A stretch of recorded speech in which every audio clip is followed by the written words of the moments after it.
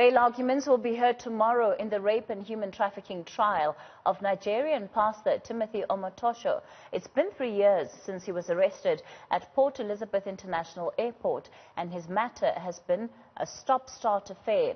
Omotoso remains behind bars while his co-accused, Lusanda Sulani and Zuki Sito are out on 2,000 Rand bail each. I'm joined by Sipha Kema, who will be tracking this story for us. Sipha, it's a third time attempt now for Omotoso to try and get bail. What are the reasons that have been provided before for why he was denied bail? Well, Kathy, we haven't seen a trial that has had so many false starts such as this one. As you know, as you mentioned, on 2017 in April, that's when he was arrested at the Port Elizabeth Airport. There were problems, there were delays with that as well. And finally, 2018 is when we saw the actual case resume, the trial rather. And they had Judge Makaula presiding over that.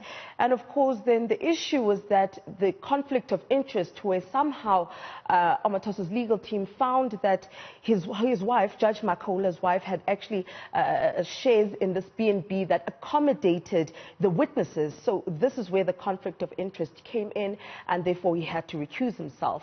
Thereafter, of course, they applied to have the said trial centralized, the court case centralized, saying that Port Elizabeth High Court has no jurisdiction over this matter. But he had Grahamstown High Court, then he went to the Supreme Court of Appeal. Those were the delays. And then finally, February 24th, we saw the trial kick off under Judge Omer Skuman. But of course, there was a delay there. We were there to witness it. Of course, there was inconsistencies between the witness's testimony on the stand and the statement that was taken in 2018.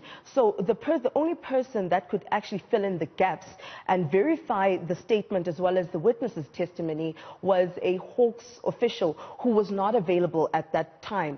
When she finally came, COVID came and hit. So effectively, there have been multiple litigation, avenues that have branched out of this case that have played themselves out in different courts. But for now, Omotoso is still fighting to effectively have his trial take place while he is a free man. That is correct. I mean, this is something that's unheard of because he's known to be a flight risk. I mean, within his possessions, he was found with the fraudulent passports, just over 6 passports actually. And that alone should tell that this, he could be ready to flee. But of course, the court is going to hear him out. As you said, that the bail application hearing will be tomorrow. The arguments will be heard tomorrow as to whether or not, and the grounds why he should be given bail. I mean, we spoke to his attorney, Terry Price, that's leading the bail arguments. And he's saying that it's been 3.5 years with Omotoso behind bars. Nothing is coming out. So they need to, at least for now, release him on bail. He says that for the past 3 years or so, I mean, they've only managed to bring witnesses, 1.5 witnesses out of 60 witnesses. I mean, there's so many witnesses that have to appear before the court, and we've seen what has happened. This trial, this specific trial, is the second one.